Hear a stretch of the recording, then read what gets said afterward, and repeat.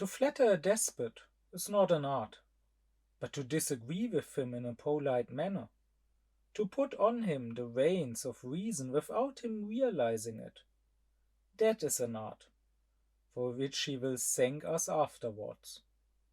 So, for example, one won't eradicate the voluptuous drive. One should not even weaken it very much, but one should only let it borrow the proper attractions from virtue. Immanuel Kant. For two lectures already, I discussed what Kant has to say about states' right. The right, the law, the justice in a state. I explained that to Kant the point of a state is to secure and guarantee people's rights and thereby their freedom and the peace between them. I said that the point of the state is to give the people their property, and indeed the state is giving it in a sense, not simply confirming, not simply securing it, but in a sense giving it, distributing it, because if there was no state, if there were no laws, you could not have any property in the true sense. You could claim something as yours, but there would be no security, no guarantee that other people will respect this claim of yours. Only within the state, which gives to each his own, which secures the property, can there be true property. And I also discussed the punishments that, according to Kant, the state should give out to those who break the laws, who don't respect others' property. But of course, there can be different types of states. This I already discussed in the lecture on what is justice, where I said that to Kant, the proper state, the republic, the rational state, should have three elements, namely freedom, law, and force.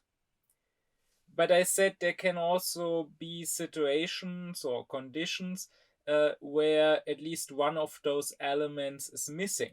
You can have anarchy, where you have freedom and you have the law, but there is no force enforcing that law. Or you can have despotism, where you have law and you have force, but you have no freedom, because the law is not a law that restricts freedom only as much as is necessary in order to secure it, but rather the law is more restrictive and oppressive than necessary. Or you can have barbarism, where you have only force, no freedom and no law, not even a despotic law, but rather where might makes right, and where the strong arbitrarily and through mere violence rule the weak. Now, since this is the case, since a state is not automatically good and just, there rises a question that is very important for states, right? Some, especially nowadays, might consider it the most important question in the realm of states, right? The most important problem it has to solve, and that is, how exactly should the state be run? Who should be in charge of the state? How should that work? How do we make sure that the state is indeed a just republic and does not turn despotic, for example? And this is something I want to start discussing now. I will discuss it not just in this lecture. This will take several lectures. But I want to start discussing this. Kant has a lot to say about what is a republic as opposed to a despotic state, and he has things to say about the division of powers too. But first, here, I want to introduce an important distinction Kant makes, and that is the distinction between ruling and governing. And I find this is a great distinction that he makes, and also one that is important within his thinking, that is helpful to understand a lot of what Kant has to say, and not just in the area of right. But unfortunately, it is a distinction that seems to escape most people. Usually, you will not find it discussed. You will probably be hard pressed finding any other video on Kant on YouTube discussing this distinction.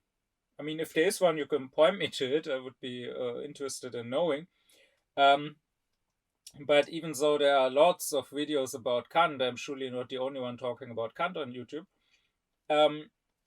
This distinction between ruling and governing is usually not discussed here.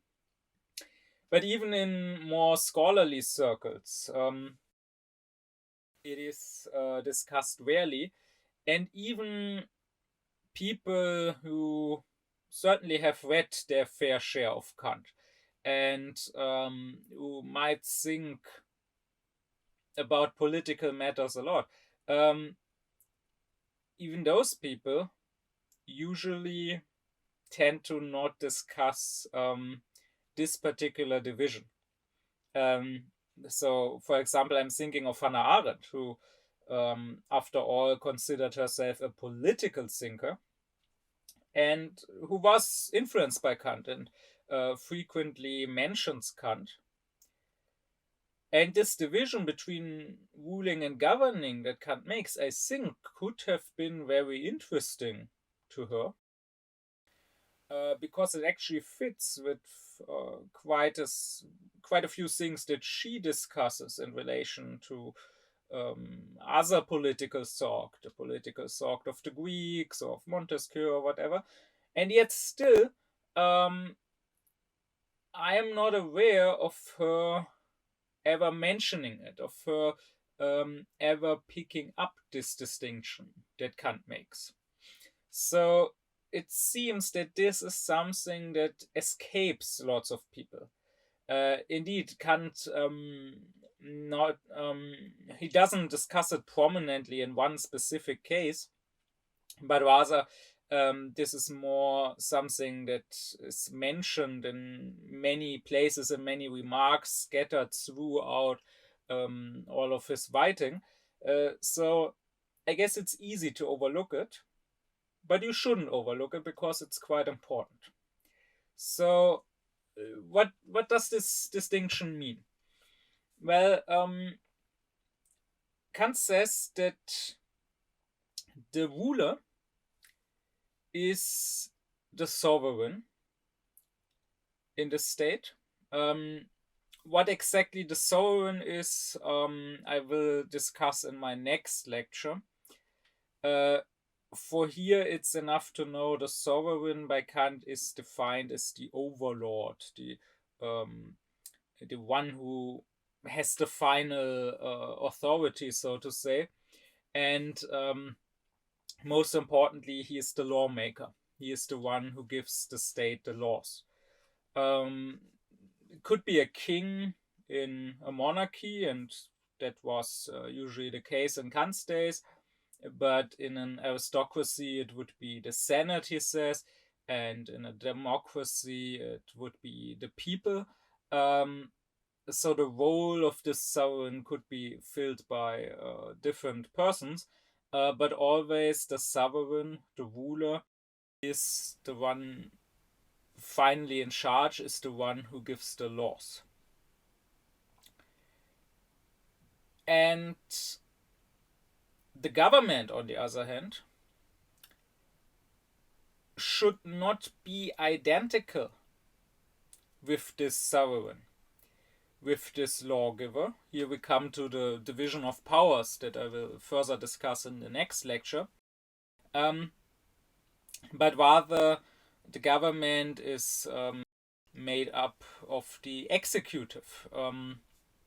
The government is made up of the ministries and is probably headed by, Kant calls him the governor or the regent, would be the head of government. that is appointed by the king, by the sovereign. So in Kant's times, when the sovereign was usually a king, the head of government would then probably be the prime minister, or the chancellor, or the grand vizier, or however you want to call him. And Kant says that the ruling consists of sort of saying where you want to go, giving a certain direction, while the governing consists on executing the, you could say, order of the ruler, consists of actually enacting what was ruled. And Kant says that the ruling can happen according to fancies, according to moods, according to whims. It doesn't need to be very rational. You don't need to think through if you're the ruler. You can just give commands. But the governing, that has to happen according to laws, and therefore in a rational manner. Because I already gave an earlier lecture on what is reason, but reason is lawfulness to Kant. Reason is not arbitrary, reason thinks in principles. And Kant gives a number of examples or analogies that might be helpful to better understand the distinction between ruling and governing.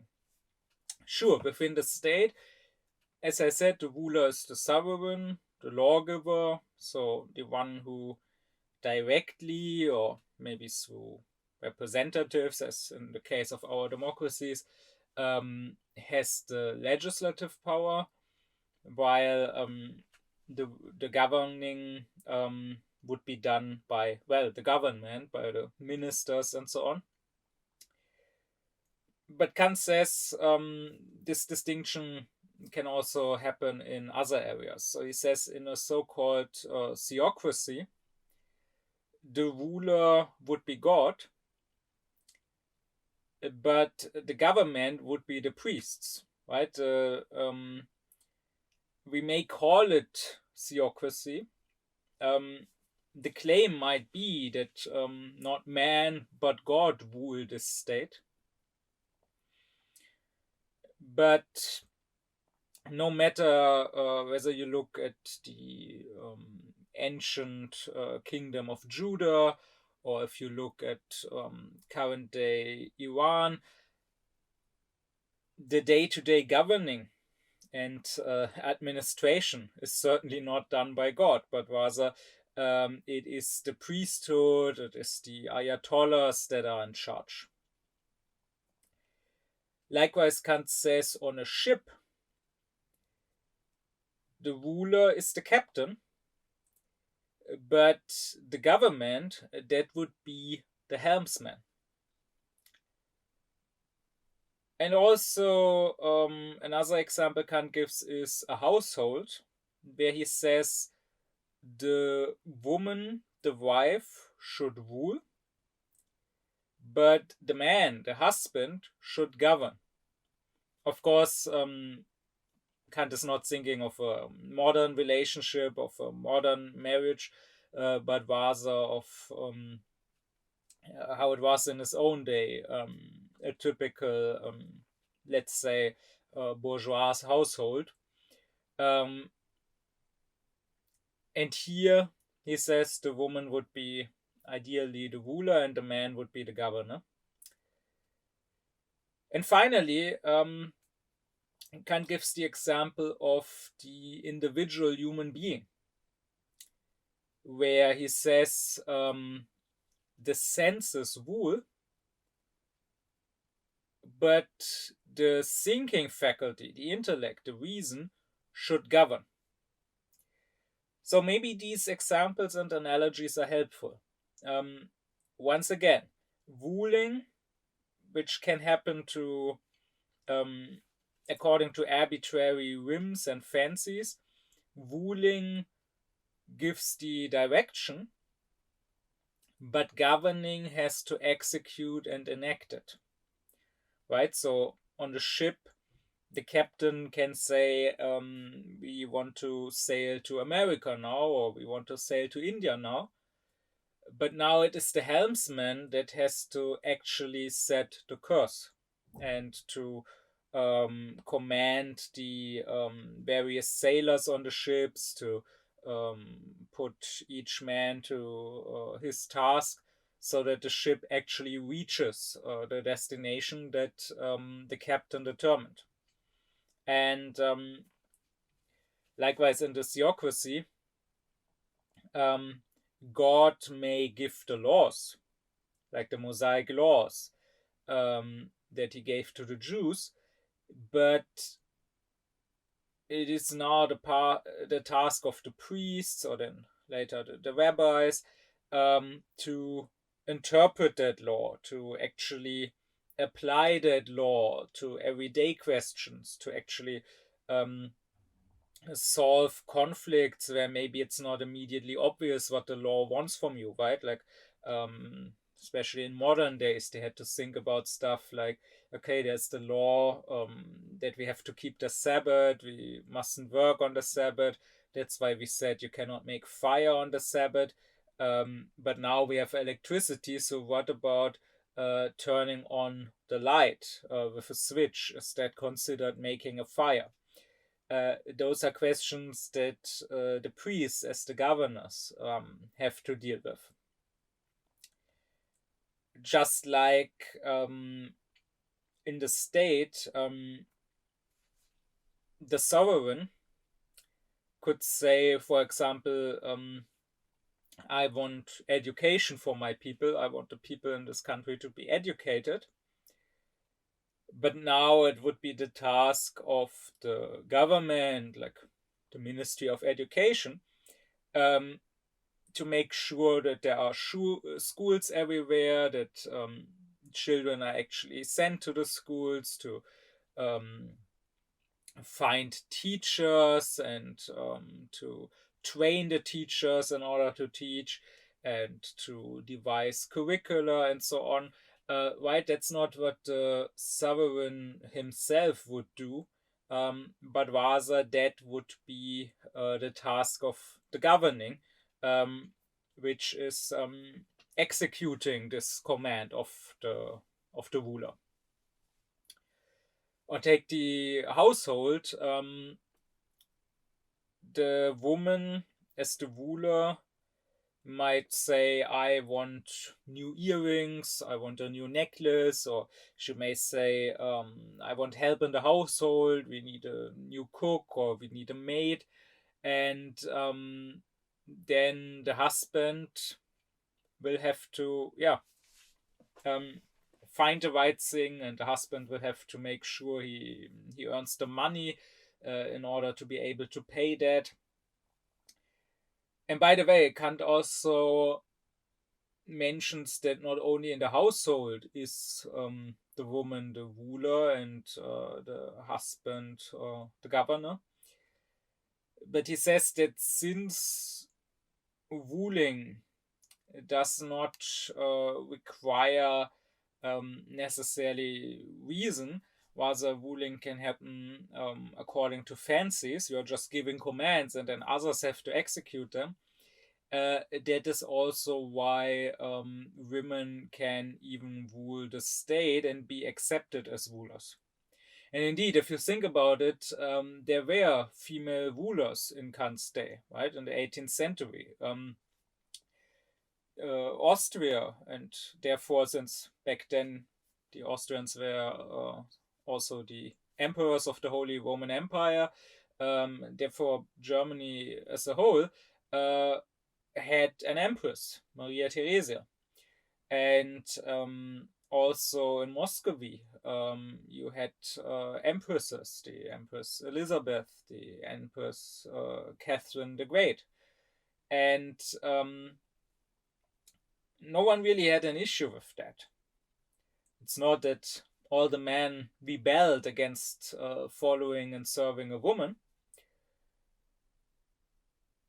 And if you think about it, this might seem strange because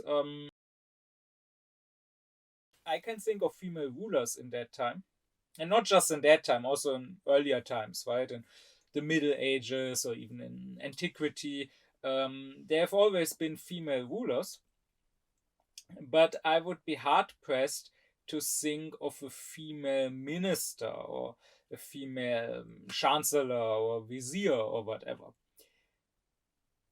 And this might seem strange at first because naively you could think, well, isn't the monarch the higher, the more important position? So if people think that a woman can do that, then why shouldn't a woman be able to fill in one of the lower positions to be a minister? But maybe it is that the people, even if they didn't reflect about it as much as Kant and didn't reach the same level of clarity as Kant, um, that the people, at least unconsciously, made a similar distinction as Kant makes, the distinction between ruling and governing, and therefore were of the opinion that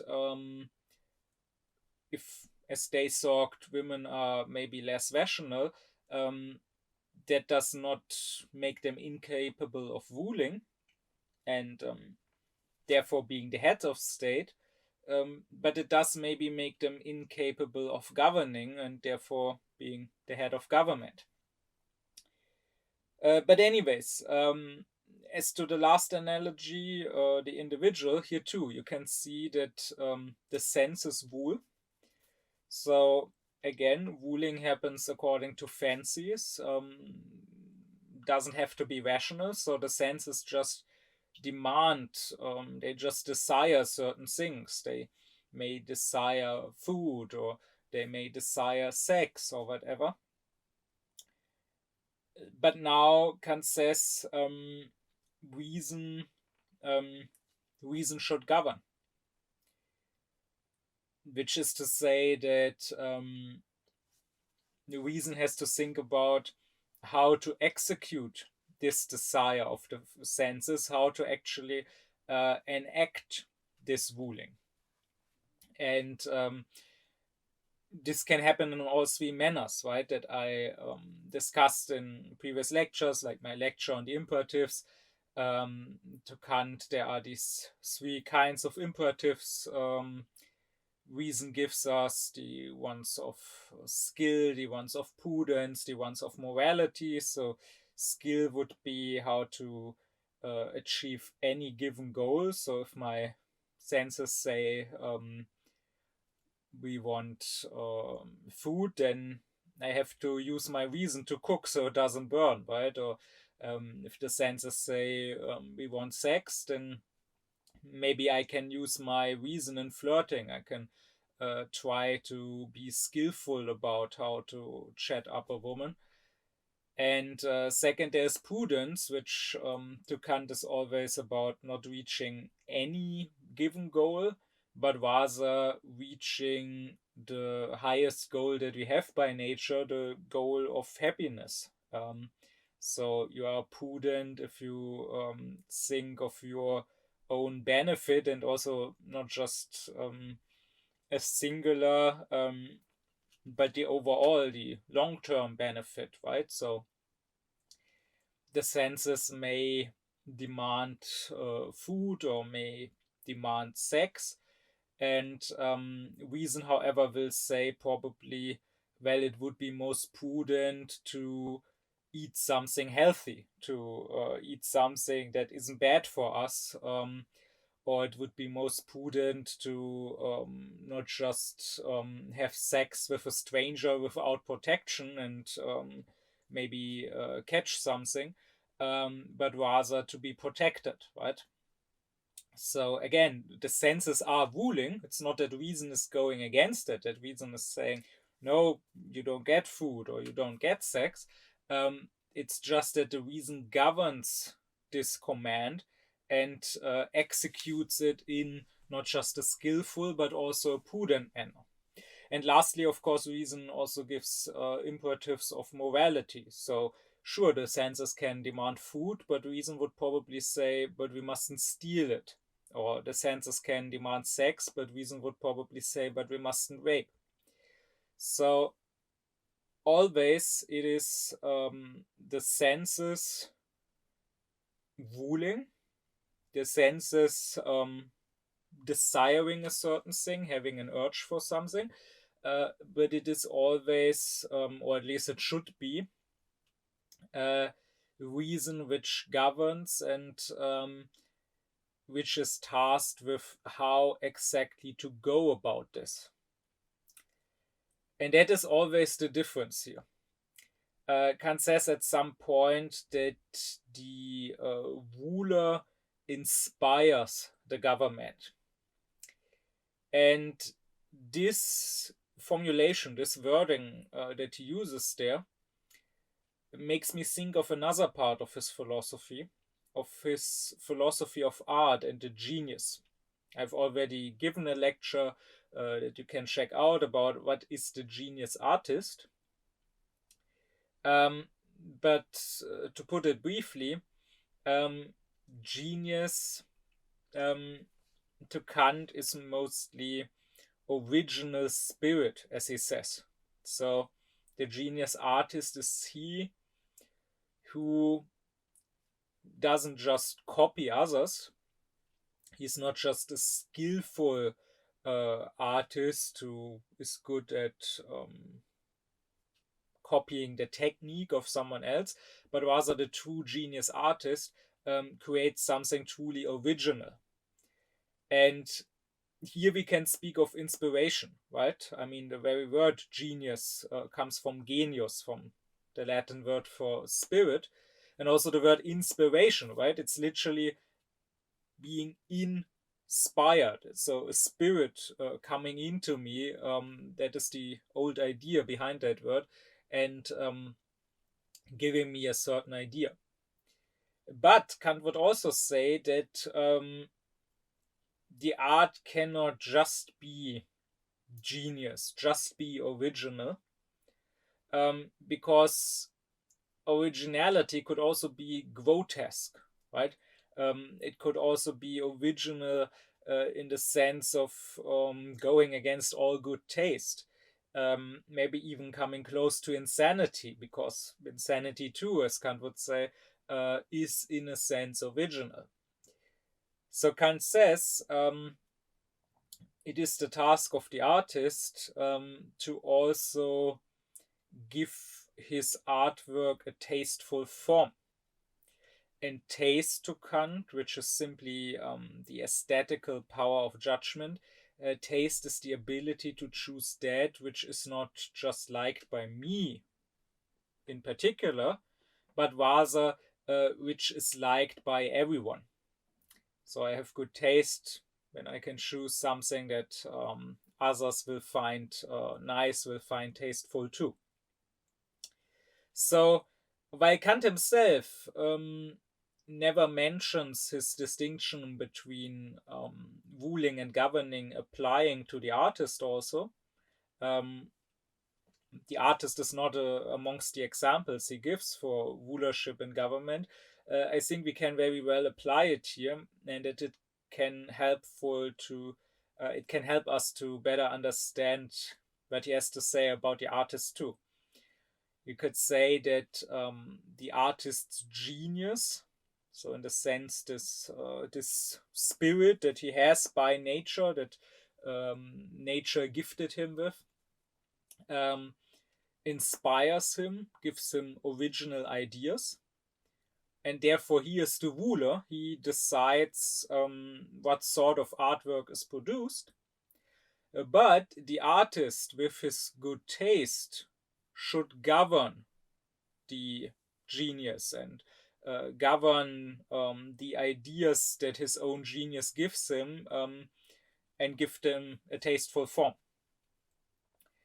So you could say, with an overview of all these examples, you could say that always it is the ruler who is responsible for the material, so for the content, the what happens, what is done, but it is always the governor who is responsible for the form. So, how is it done? Which form do we give to this matter? And this distinction between material and form is a very important one in philosophy in general. You cannot really get into philosophy if you don't learn to, in your thinking, always very clearly distinguish between matter and form. But it is also very important for Kant's philosophy in particular. And I already said in several previous lectures that to Kant, the matter, the content, usually comes from the senses, um, while the form is given by the thinking. Indeed, thinking is nothing but connecting, nothing but form giving. And this, once again, fits well with how he characterizes rulership and government, right? Again, rulership is done through fancies, through moods. So it can come from the senses. It does not require thinking. But government is done according to laws. So it does require reason, which is the faculty of principles. So yes, all thinking is form giving, and indeed, so is governing. Governing gives the commandments, the orders of the ruler a certain rational form. Now, for Kant, governing is much more important than ruling. Governing is the true art in politics. For one, the art of governing is, of course, about how to best enact and execute the command of the ruler. Right? It's easy for the king to say, "Oh, I want to declare a war on the neighboring country. I want to conquer it." But now it is the task of his ministers, like the minister of war, like the finance minister, and it is the task of his generals to recruit soldiers, to build a fleet, to finance the whole thing, to devise a strategy, and so on. But that's not everything. The government should not simply be the willing executioner of the ruler, Kant says. Rather, it is also, and maybe more importantly, the task of the government to balance out the ruler and to prevent harm that might come from certain rulings. Because Kant would say that it is not so important to have a good ruler. Can't hurt to have a good ruler, but a good government can balance out a bad ruler. While on the other hand, if you have the best ruler in the world, but you have a bad government, that's a bigger issue. Because, again, ruling can be based simply on whims and moods. So the ruler can be very arbitrary, can be very whimsical, can today he can give a command that maybe tomorrow he already forgot again, and tomorrow he gives a new command, and the commands are not necessarily good or rational commands, and they may even contradict each other, because maybe the ruler does not think through what he truly wants, right? So a king in a state can say, "Oh, I want a big fleet, build me a big fleet," but at the same time he commands he wants a new palace, and maybe there's not enough money for both. Or in the individual, the senses may desire something unhealthy. Maybe they want to indulge in drugs. But I mean, the senses probably also desire to not live under a bridge, to have a proper home. So um, if today I get blackout drunk and then I oversleep and I don't go to work, maybe I lose my job and then I lose my home and I would be homeless. And that's not what the senses actually want. So the two different desires of the senses to get drunk and to have a home, they are at odds with one another here. And so it falls to the government, the ministers in the state, or reason in the individual, to have a more long-term, a more holistic view, and to think of the whole, to not let minor goals, minor subordinated purposes defeat one another, but rather to keep in mind the actual, the highest purpose that we have, and to keep in mind that everything else should be a means to that highest purpose. And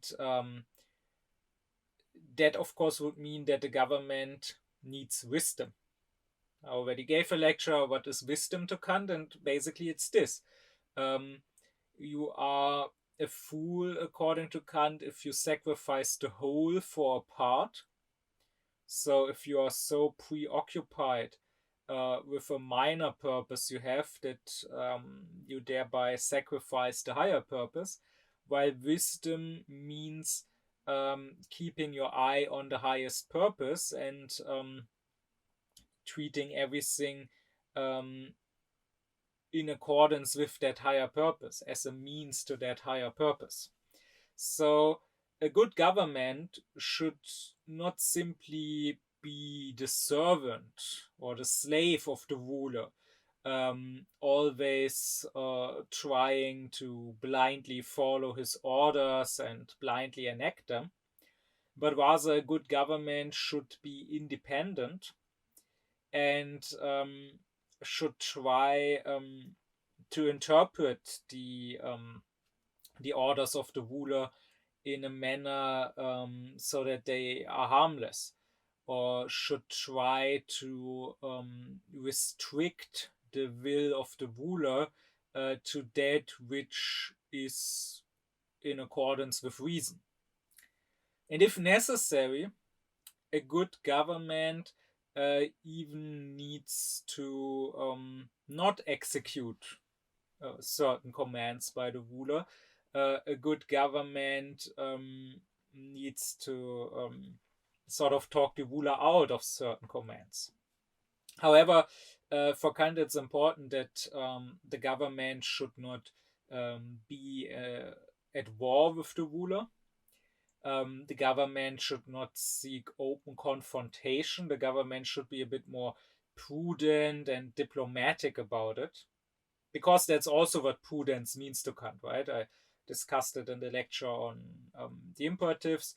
To him, prudence can be private prudence, which is about your happiness, using reason to become happy.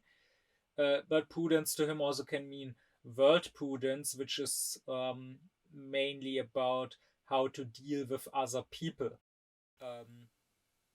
how to get people, despite them being free beings, so they cannot be as easily manipulated as objects that are simply under the laws of nature, so where you can simply apply technology. But still, if you have this world prudence, you can deal with people, and you know how you need to talk to people and so on, and you can get people on your side, or you can get people to do what you want.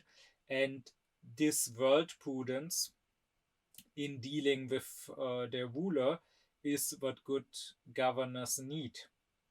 So let's say the minister dealing with his king, with some absolute monarch in Kant's days. If the king says, I want a big fleet, the minister should not simply say, no, I refuse to follow this command, and this is a stupid command, and there's not enough money for that. That would probably just make the king mad. Rather, a prudent minister would maybe say, yes, your majesty, as you wish, your majesty, it will be done, your majesty. I will immediately close down the opera and fire your cooks. And then the king will go, what? Why? That wasn't my order. My order was that I wanted a fleet. And then the minister can go on and say, yes, sure. And that's exactly what I will do. And to free the money for the fleet, I will close down the opera. And then the king might say, but I want to keep going to my opera and I want to keep my cooks. And so then the minister can maybe say, oh, in that case, your majesty, might I propose these reforms to our economy, to our trade, that might help us gain more money. And with this additional money, we could start some sort of social program to help the poor. And that will, I promise, that will give you a lot more prestige and a bigger reputation than the king of the neighboring kingdom, who just wastes his money on new palaces and fleets and so on. And so the prudent minister would have sort of manipulated his king into changing his will, right? And the same would be true in the household. Again, you have to think of marriage as it was in Kant's day. And here, when the wife demands something, says, "I want new earrings," the good husband will not seek open confrontation. He will not say, "No, woman, stop having so many demands. We don't have the money for that. I cannot spend money for that."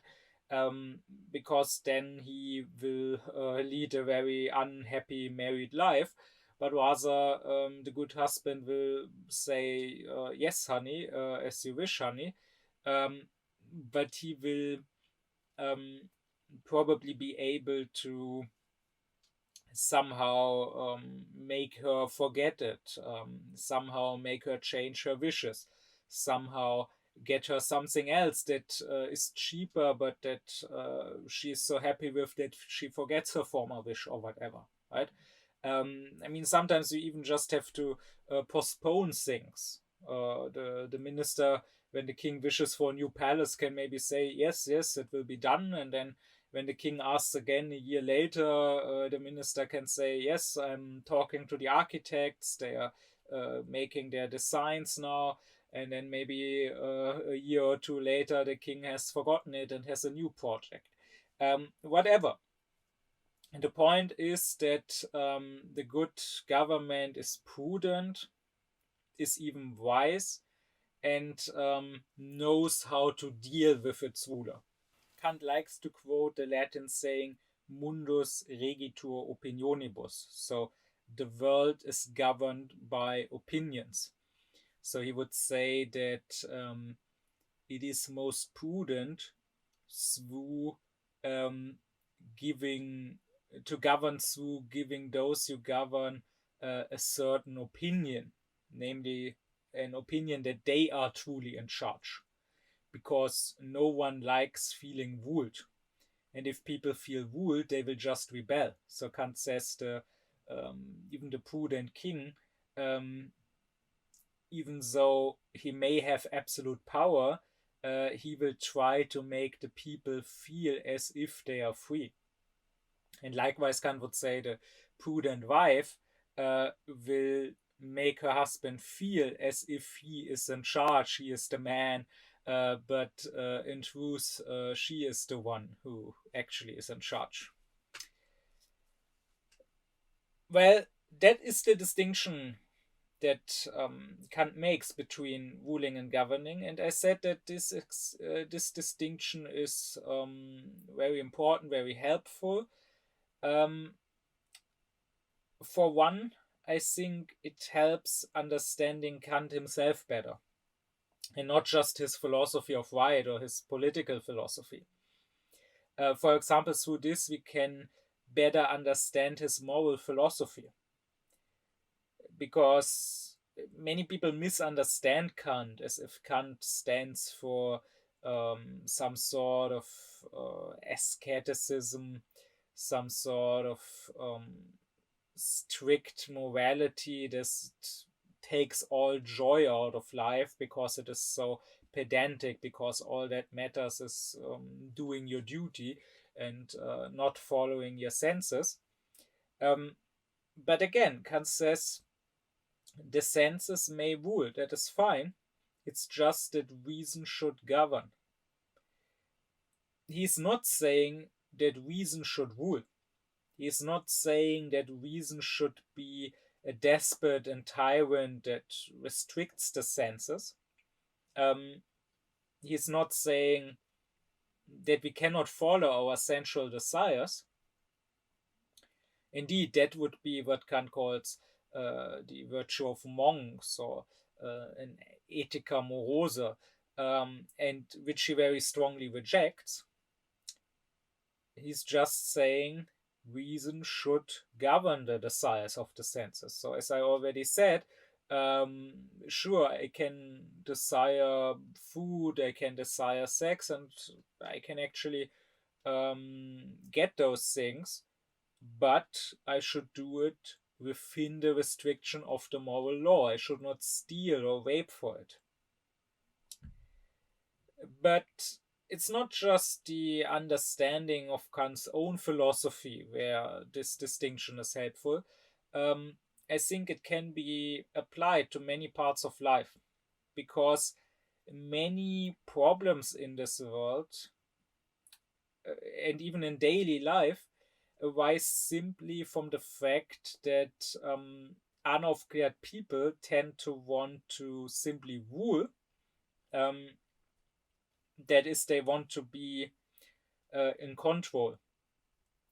They want to rule like a despot, like a tyrant, instead of trying to govern, which of course is harder because it is a real art, because it requires power of judgment, it requires wisdom, so it requires some measure of Aufklärung. Take as one example how you move, how you deal with your own body. Um, this is something I got from my dad. Indeed, it is my dad who pointed me first at this distinction Kant makes between governing and ruling. As I already said, many people seem to overlook it. Even people who certainly aren't dumb, even someone like Hannah Arendt, seems to not have paid too much mind to the scattered remarks of Kant's. Maybe I too would have overlooked it and would not give this specific lecture now if it wasn't for my dad when he read Kant picking up on this and then pointing it out to me. But my dad found this very helpful for his own work as a physiotherapist, because what you should do with your body is you should govern it, but you should not try to rule it. So people can sit, for example, but they should listen to their body, and they should feel their body signals. So when the body says it's too much, this is getting uncomfortable, I need a change of position, or maybe I even need to get up for a bit, walk around a little bit, then they should listen. Or likewise, people can walk, but often they force their body to walk a certain way. Maybe they are stressed, maybe they are in a hurry, they force themselves to walk extra fast, and again, they don't listen to their body's signals. Maybe they stomp too much, and doing that for years and years, they ruin their body till eventually they can't walk properly anymore. Instead, as I say, they should govern it. Another area where this distinction can be applied is when you deal with children. I think that so Kant himself does not apply this distinction here. He does have some things to say about pedagogy, and I will discuss this at the very end of my Kant lectures when I get to his anthropology. He himself does not explicitly apply the distinction of ruling and governing, but I think just as he says in a household the wife must be the ruler and the husband the governor, uh, just like that you should also treat your children. The children should be the rulers at home, but of course the parents should govern them. The issue is that way too often parents don't want to bother governing their children, but rather they try to directly rule them. And that leads to conflicts, right? Even in the smallest matters. The child wants some chocolate or some ice cream, and the parents say no, or the child finds a stone on the street that it likes and wants to take it home, and the parents say no, or the child doesn't want to wear its jacket or gloves when it's winter, and the parents say you have to, and so on and so on. And the child will probably ask why, and the only reply it will get is because I say so, or because I'm your mother, um, which you could translate as because I am the ruler. So, because I am the one in charge, and what I say goes, and I don't have to justify myself, I don't have to give any reason for that. And here I will remind you, I discussed this in my lecture on what is reason to Kant, that Kant says reason is the faculty of justification. So being reasonable means being able to justify your opinions and also your actions. So to quite literally give a reason. Why am I doing that? And most people are not capable of doing that most of the time, because most people act completely irrationally.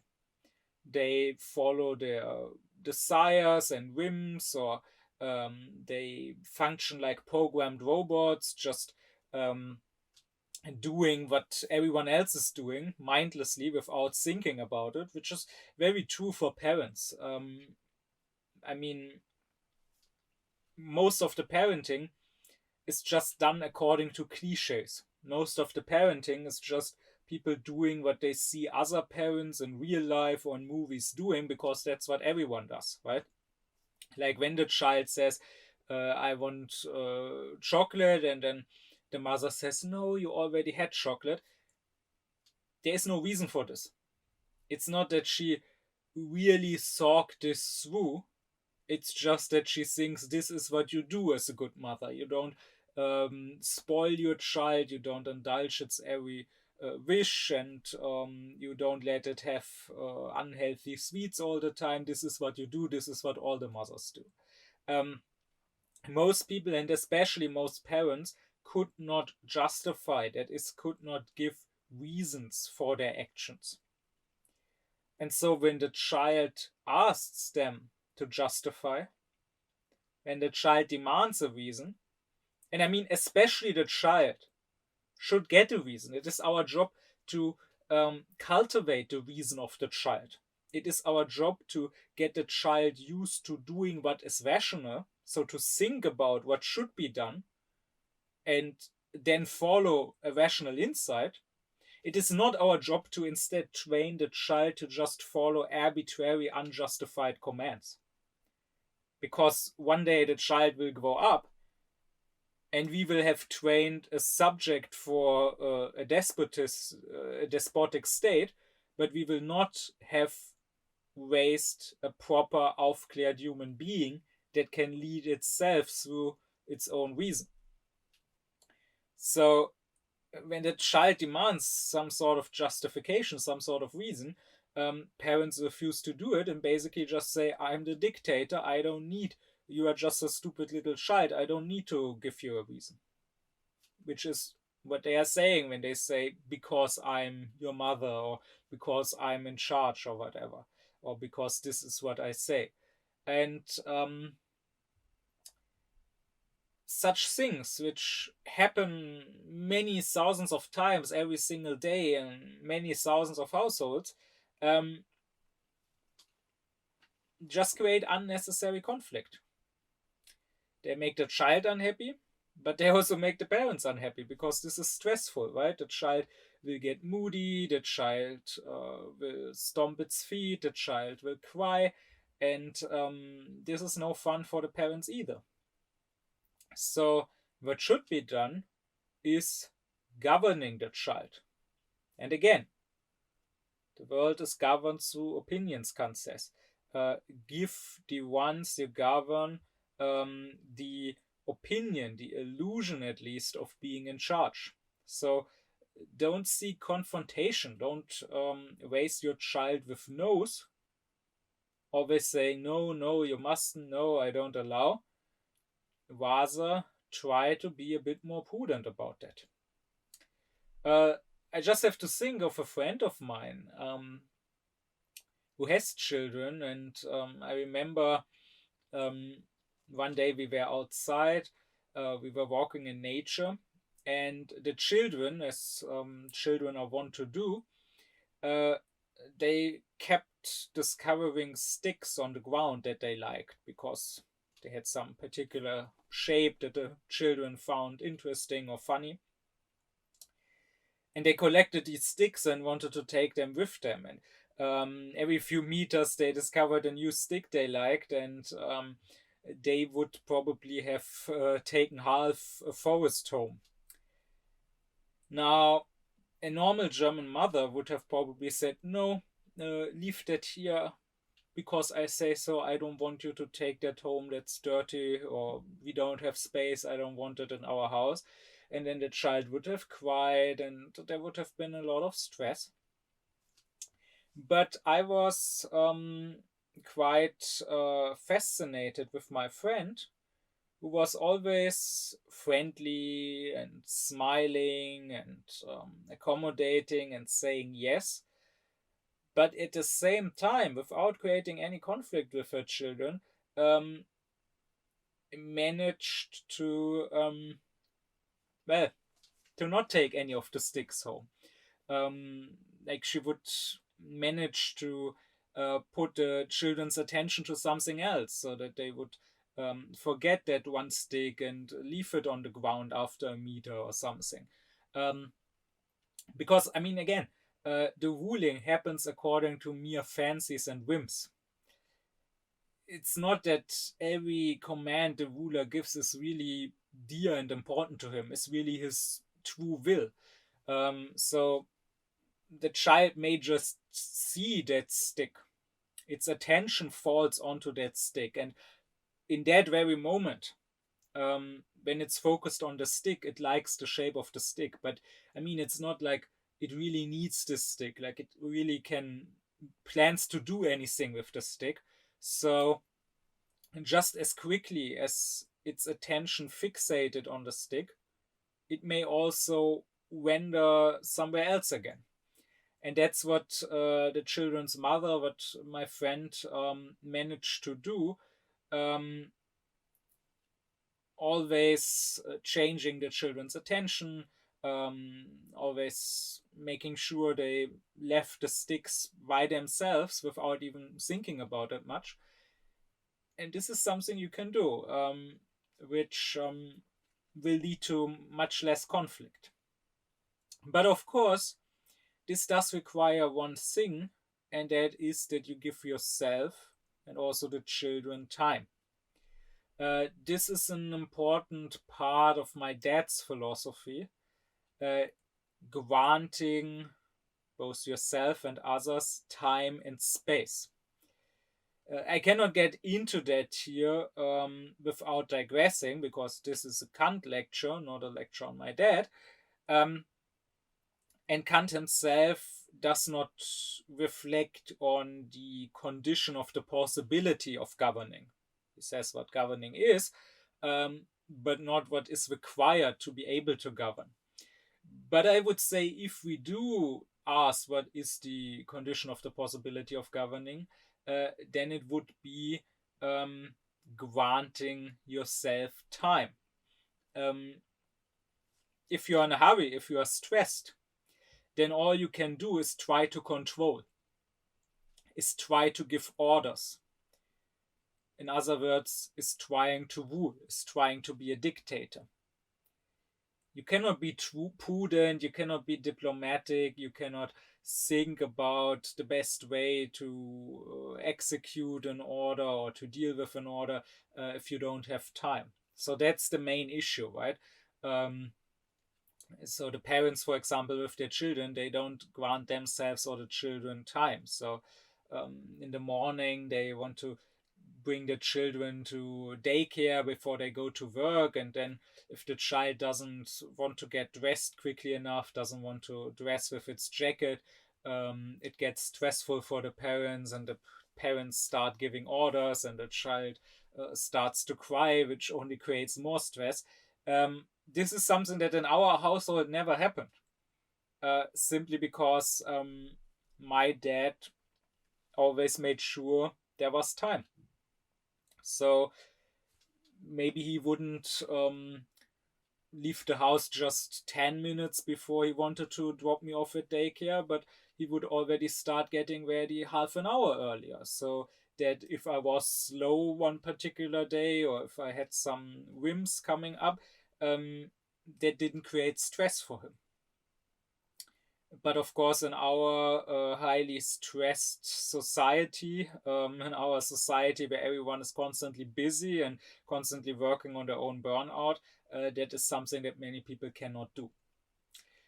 But anyways, let's get back to Kant. It should be very much obvious that today, in the states we have today, there is not really much governing happening.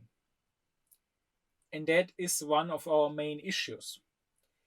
Again, the sovereign is the one ultimately in charge to Kant, is the one who, be it directly or through his representative, gives the law. So the sovereign is the ruler, but he should not be the governor if you have proper division of powers.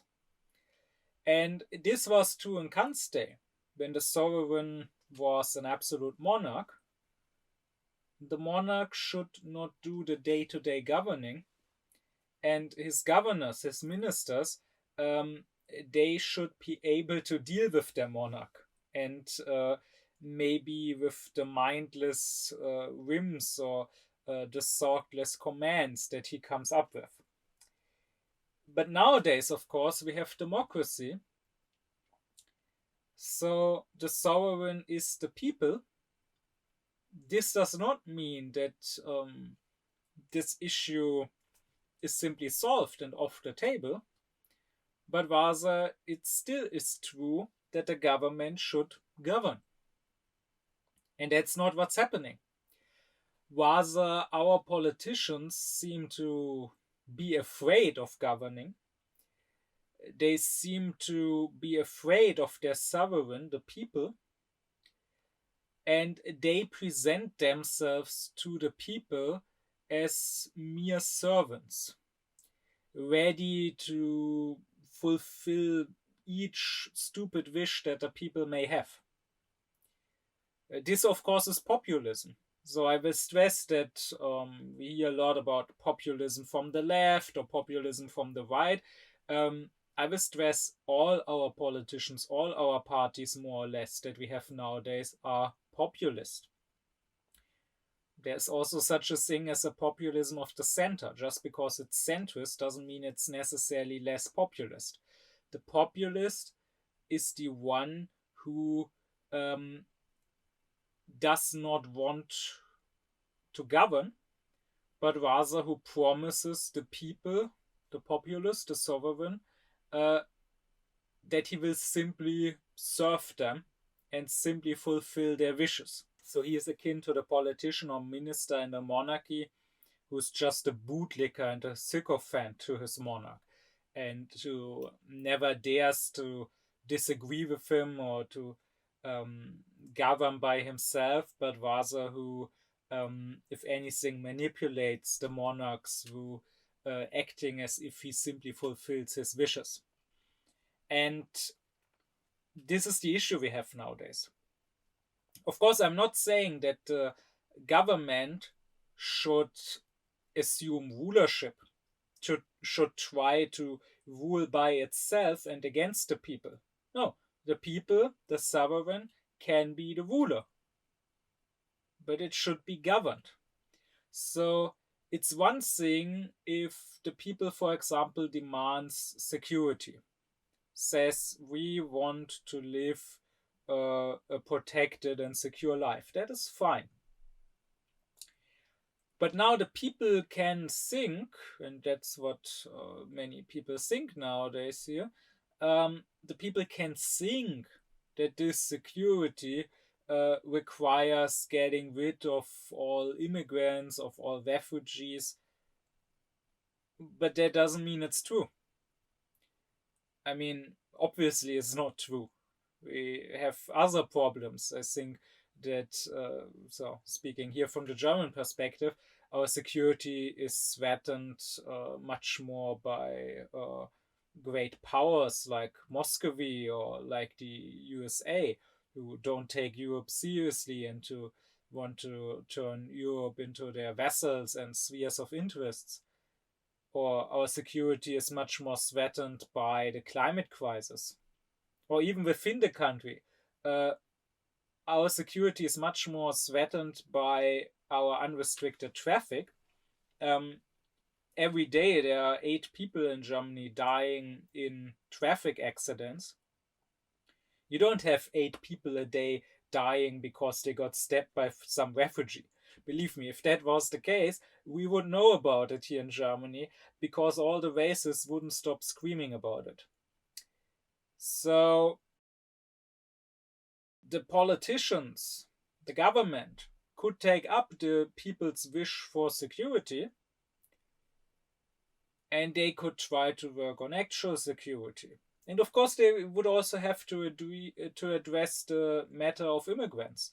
They could try to work for better integration, for normal people not feeling like they are being left alone with these strangers coming into their country, but rather feeling like things are actually taken care of, like these strangers are given a place here, like so the people who already live here, like their place is not being taken away, they are not being replaced. The government would also have to work on making sure the actual security and the perceived security align better. Because after all, the actual security is very high here in Germany. It's a very secure country. And yet still you have people who feel like they are not secure. Even to the degree I've heard such stories. There are people that say, oh, I don't leave my house anymore if I can avoid it. I don't feel secure going onto the street when they live in some quiet suburb where nothing has happened in the past 100 years or so. So that's something the government would have to work on. But of course, unaufklärt people hate work. They hate anything difficult. They hate anything that would require thinking and making your own judgments. So it's much easier to just promise the people, oh, you feel insecure because of immigrants? Well, we will deport them all and we will erect a wall and not let anyone in. And likewise, the people may utter the wish for keeping their wealth and their welfare. Well, that doesn't mean that politics should not deal with the climate crisis, because assumedly the people also wish for a future. They probably also want to keep their welfare for more than the next 5 or 10 years. And maybe they even want a future for their children. So they might be so mindless, so thoughtless, so unaufklärt that they pit one interest they have against the other. But the politicians should not go with that. The politicians should think a little further and should take care of the climate also, and should make sure the people understand, should explain to the people that this is actually what is needed for their security and their welfare in the midterm and the long term. And of course, they can go about that in a prudent manner. They don't have to take care of the climate in a way that just from one day to the next makes everyone poor and ruins the economy. They can go about it prudently. But they should not just be ruled by the people's fears and just promise, oh, don't worry, we won't make even the slightest changes to your everyday life. We will not take your cars. We will not change how we produce our energy. You will not feel any changes until, of course, you do feel them because the climate crisis really hits you. I mean, not that it doesn't already. We have already experienced droughts here in the past years. We have had a big flood that killed like 150 people, and the politicians seem to just promise more and more of that because they don't want to take care of the climate, because they fear the people so much, because they are so populist and they just want to please the momentary whims of the people. So that's the issue nowadays. The politicians are afraid of, and they are also incapable of, I mean, even if they wanted to, they wouldn't know how to, governing. And the way we understand democracy now is as the dictatorship of the people. I mean, that's why democracy is so popular, right? I mean, pretty much everyone nowadays talks about democracy and about being for democracy, and even the right wingers will say that they are the true Democrats, that in fact they are for more democracy, and that it is the leftists that ruin democracy. Well, why is that the case? Why would democracy be so popular when the people are unaufklärt? If the majority of people are unaufklärt, whatever is popular cannot be popular for aufklärt reasons, right? It's simple logics. So why then is democracy so popular? Not because it's understood to be less despotic, less of a dictatorship, but rather because what many people understand by democracy is simply another sort of dictatorship where there's not one dictator and I'm amongst his subjects, but rather where I can be my own dictator, at least in a small way. I can take part in the dictatorship if I find a majority that wants to dictate in a similar way as I. I mean, that's what especially those right wingers mean when they talk of democracy, right? When they say we are the people, they want a dictatorship of their whims. They want a dictatorship of their desires. They want a dictatorship of the majority over what is maybe the minority. So they want to rule directly without there being any government. And against this, I think we should study Kant, and we should remember that democracy, if you translate it directly from the Greek, means the rule of the people. It does not mean the government of the people. So I would say, sure, let's have democracy, that's fine. The people can be the sovereign instead of some absolute monarch. But just like that, monarch should not govern himself, but rather he should be governed by his ministers. So the people, while being the ruler, should not be just the ruler without there being a governor. There should be a proper government, and that's what we are lacking. And this, to conclude this leads me to the observation that nowadays, since people are not used to think in principles, people are used to start off with experience, to just look around, what do we find in the world, what happens to exist, and what do our eyes happen to fall upon, and then maybe they reflect about these things and conditions that they find, but they don't start thinking from rational principles. And this is true not just for the lay people, this is true also for the experts, this is true for the politologists, who, after all, nowadays are mostly sociologists that focus on political matters. They are not philosophers of right. And so, unfortunately, in our days, the political thinking, the concepts that we have of politics, are very simple, if not downright primitive. And there have been other times in human history, like Kant's time, the 18th century, but also like the time of the ancient Greeks, where political thinking was much more developed and much more sophisticated.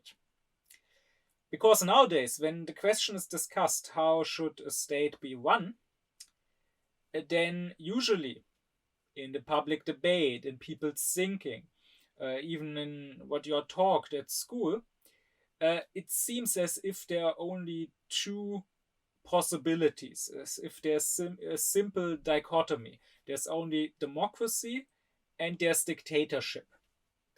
And by democracy, people understand everything that they consider to be good without differentiating. So you will have people saying, oh, democracy involves the rule of law, democracy involves the division of powers, which, of course, both of these things have nothing to do with democracy. I mean, the old Athenians had democracy, and there was no such thing as division of powers or rule of law. Everyone could come together, and together they could choose to banish this one person that they didn't like. Nothing here is has anything to do with rule of law, but still it is democratic. So what I mean by this is that nowadays the word democracy is used to mean much more than what it actually means. What it actually means is rule by the people. Now, the question who rules is not the only question we can ask to a state. But we often act nowadays if democracy alone includes everything good, everything that should be there. So we confuse democracy with what Kant would probably call a republic. And then on the other hand, you have dictatorship, by which people usually just understand, okay, the rule of one person. And here, the very word used betrays how superficial and how lacking any proper orientation our current political thinking is. Because the word dictatorship comes from the ancient Romans, and it meant something different. The dictatorship was a specific institution in Roman law, where if there was a crisis, if there was a special emergency situation, the normal constitution of government and the normal divisions of power would be put aside, and one person, the dictator, would be given special powers for a limited time. Which, by the way, is something that Kant also, if we go by some note of his, seems to have approved of. He also seems to have thought that maybe in certain emergency situations it could be necessary or a good thing to have a dictator for a short while. Of course, this is something that could be discussed and, of course, also criticized.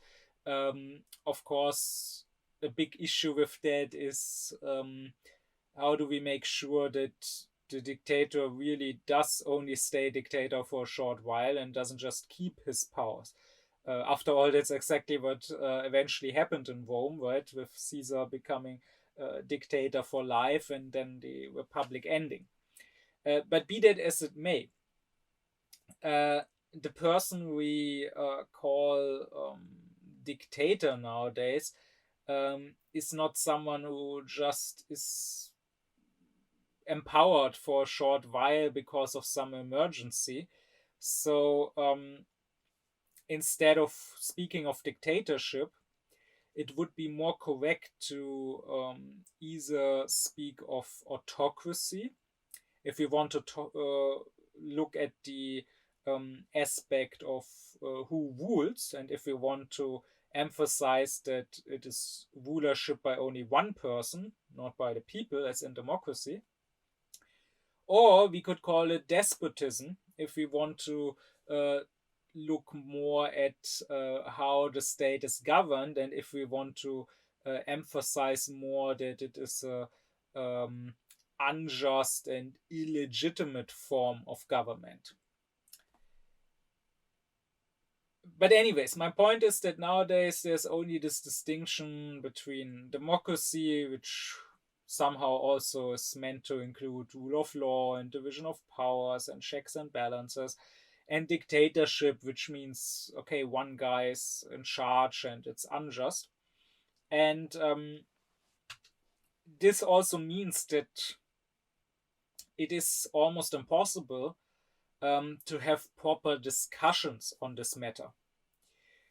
Because it means that if you criticize the current democracy, not even necessarily democracy as such, because that's also another issue, right? That when people nowadays use the word democracy, most of the time they mean specifically this kind of party-based, vote-based, parliamentary democracy according to the English model that we nowadays have in pretty much all the countries that are considered democratic.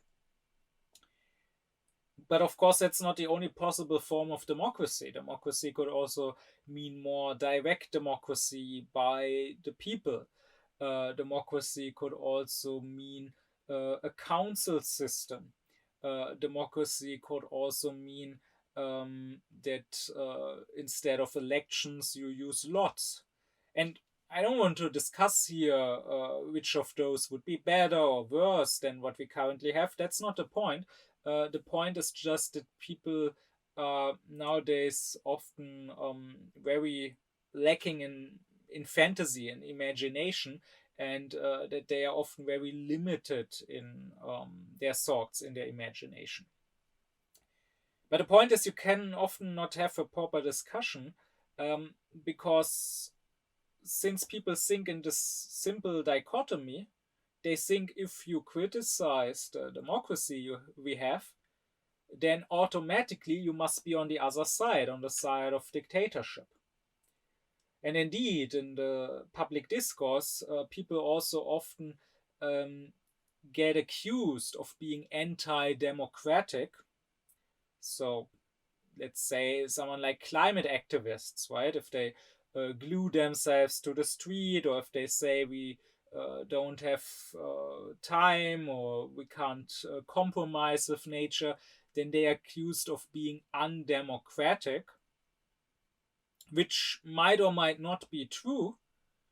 But the problem is that the implication is, if they are undemocratic, then they must be for dictatorship, they must be for oppression, they must be for injustice, because this is taken to be the only alternative to democracy there is. Well, Kant's political thinking is a bit more sophisticated, because since he differentiates between ruling and governing, to him there's also a difference between what he calls the form of the state, or the form of rulership, and the form of government. The former, the form of the state, concerns the constitution of the state and concerns the question, who is the ruler? So by form of the state or form of rulership, Kant means basically what usually nowadays is called the form of government. And here, Kant says there are three possibilities, the three classical possibilities that already the Greeks have. And why Kant doesn't outright say so, I would say that this follows from his table of categories. I already gave a lecture on the table of categories where I explained that. To Kant, there are these 12 basic categories of our thinking. All thinking has to happen within these 12 categories, and three of them are concerned with quantity. And they are the three categories of unity, plurality, and totality. So any quantity you think, you either think of one or many or all. And I think it is obvious that this fits with the three types of rulership. So either you have one ruler in autocracy, be it a good monarchy or a bad tyranny, or you have many rulers in an aristocracy or in an oligarchy, or everyone is the ruler in democracy. And that is the form of state. Again, that concerns the constitution as such. So this is about who is the boss, who makes the laws. But then, along with this form of the state or of rulership, there's also the form of government. And here Kant says there are two possibilities, namely a republican government or a despotic government. And this is more about how the constitution or how the laws are executed, namely how the state is actually governed. Is it being governed in a just or in an unjust manner? And to Kant, the point is that which we take to be so important nowadays, the form of state, we think that there must be democracy, that is the only just form of state, the only just form of rulership. To Kant, that is secondary. He might have preferred democracy, some sort of system of representation of the people, but that's not the most important question to him. What is more important is, how is the state governed, not by whom is it ruled. And Kant would say that, at least hypothetically, any of the three forms of rulerships can go with any of the two forms of government. So he would say that you can have a republican autocracy. So you can have one ruler, one monarch, but still a government in a republican manner. And indeed, Kant believed this to be the case in his own days in Prussia under Frederick II, Frederick the Great, a king that Kant greatly admired, mostly for putting an end to censorship, especially on religious matters. So for allowing people to freely discuss their ideas, and freely criticize the current state of affairs. So therefore, Kant said, there is a monarchy, there's rulership of one, but it is still in a republican, in a just and free manner. And this to him is more important. To him, the form of state is about the matter, the content of the state, but a form of government is about the form of the state. To him, the form of government is about the actual purpose of the state. Is the purpose in the republic the actual freedom and justice? Or is the purpose in despotism happiness? Be it the happiness of just a ruler, if the ruler is some tyrant who maybe enslaves the people for his own gain, or even the happiness of the people, which is still despotic to Kant, if the ruler tries to just enforce happiness. So that's what matters. The government is about the purpose, and the form of rulership is just about the means to get to that purpose. So through what means? Through maybe one king, or through maybe democratic rule by the people, do we best get to the purpose of the republic, the purpose of freedom and justice? And again, it might very well be that we say, okay, it is easier for a democracy to be republican, so this is a better means to reach that purpose, while in a monarchy there's a greater danger of missing that purpose, of the monarch turning into a despot. That might be, but still the rulership is only important as a means to an end. It is not an end in itself. It's not that democracy in itself is good, rather the republic in itself is good. But what precisely that means, the republic and the despotic state, what precisely the difference there is, that I want to keep for an upcoming lecture. Here it was just important for me to first introduce the difference between ruling and governing, between giving the command and then on the other hand executing it, or even thinking through if that really is a good command that should be executed in that manner.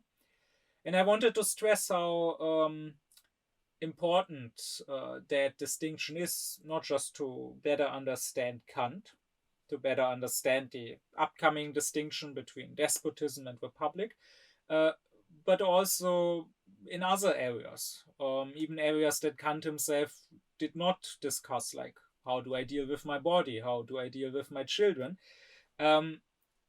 where it is helpful to not try to rule, to be a despotic tyrant, but rather to try to govern in a prudent and wise manner. That's it for now. With this as a fundament, I will go on in the upcoming lectures to discuss what Kant has to say about what is a republic, and how to make sure that we have a republic and that we also keep living in a republic and it doesn't turn despotic. My deep thanks be to my supporters: Leo Allmann, Cenkubilay Altu, Thomas Deuringer, Gernot Klaufen, Benjamin Lehning, Ökobong, Alexander Reuter, Lisa Rinner, Spendierhosenträger, Ron Suhl, as well as to all others who support me and my aufkläring cause.